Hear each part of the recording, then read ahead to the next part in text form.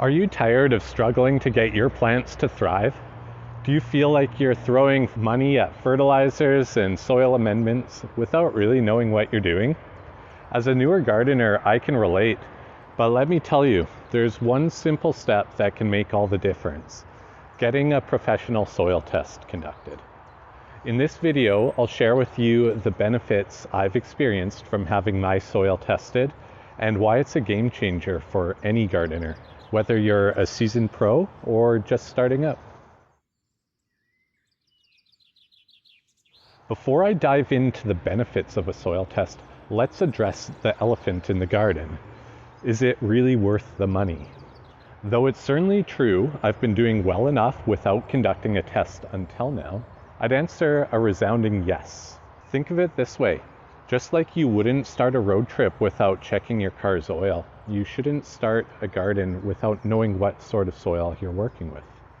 A soil test is going to be sort of like a checkup, and it's going to save you time, money, and heartache in the long run. So what exactly will a soil test tell you?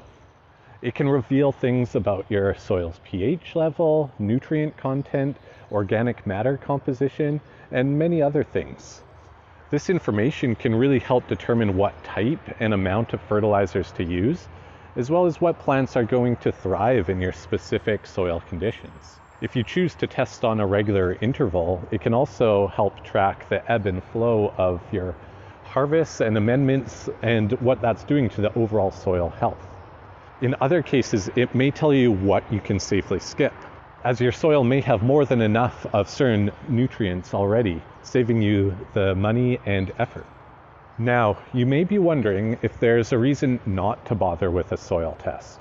And for sure, there are a few good reasons why someone may choose to forego having one conducted. For instance, some casual hobbyists are not going to be heavily invested into the outcome and results of their garden and may prefer to take a more casual approach to the hobby. That is a-okay. Others may feel overwhelmed by the technical jargon and the wealth of information provided by the test and may not really know what to do with all of that. Additionally, cost can be a factor. I've seen prices range wildly from free all the way up to hundreds of dollars, and it can be highly dependent on where you live and what's available to you. I'll get into a bit more of that later. The next question we'll have to ask is, do I purchase a home testing kit or send my sample to a lab for analysis? There are a few pros and cons of both options. DIY soil testing kits can be a convenient, affordable, and quick option for those looking to get their soil tested at home. However, it's important to note that the accuracy of these tests can be quite variable and might not be as reliable as what you'd obtain from a professional lab test. User error and variability in the testing process can impact the accuracy of the results, as well as the overall quality of the test itself. Because quality can vary between the different brands, look for some reviews before you purchase anything. DIY kits will typically provide basic analysis of the pH, nitrogen, phosphorus, and potassium levels. They may not detect other important or trace nutrients or contaminants, however. On the other hand, lab tests conducted by professionals can provide a more comprehensive analysis of the soil's health, including a wider range of nutrients. Lab tests also tend to be more accurate and reliable due to the specialized equipment and trained personnel used to perform the analysis. However, as such, they'll tend to be more expensive and require more time to obtain your results. Personally, where I live, I was able to get a basic lab test for about the same price as a DIY kit. So for myself, the choice was kind of easy. But look into what's available to you locally. I've heard that in the United States, some state universities and extension offices will test for cheap or even free, and there may be similar programs in other locations. A good soil sample is going to come from a few different areas within your garden so that you can obtain a good average for your space. My lab suggested taking 10 subsamples from different locations at a depth of about 6 to 8 inches each. Place these subsamples in a clean bucket and mix together. They require about 1 cup of that final solution to be sent in to conduct their analysis. Here is what my test results look like.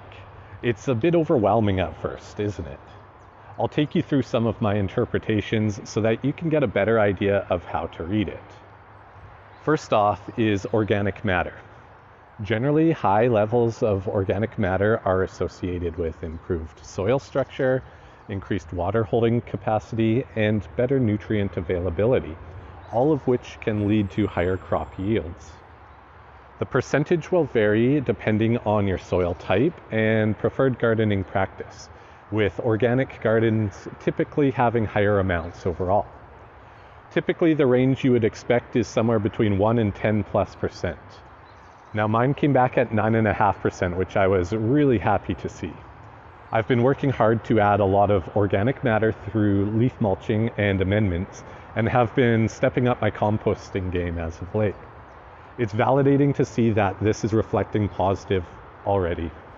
The next thing to jump out at me was pH, as it's a measure most of us are at least generally familiar with.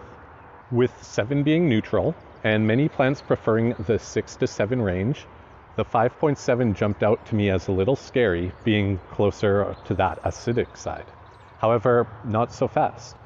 Beside this, you'll see another measure, buffer pH, and this one reads as 6.9.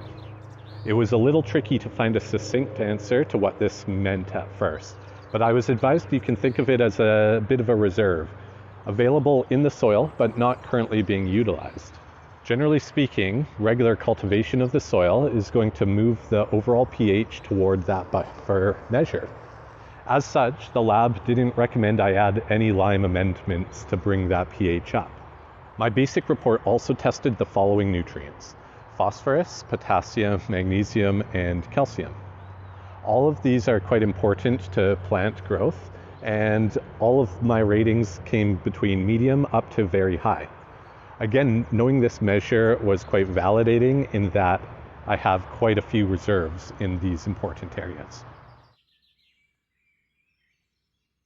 As you can see, a soil test is a cheap and effective way to manage the overall health of your garden. In my case, it primarily provided some validation that I'm on the right path with how I'm managing it currently. It's also saved me some time, as I would have likely been blindly applying some general purpose fertilizers this season had I not realized I was already in a pretty good place. So, do you think a soil test would be useful for yourself? Let me know down below. Until next time, happy gardening, and we'll see you later.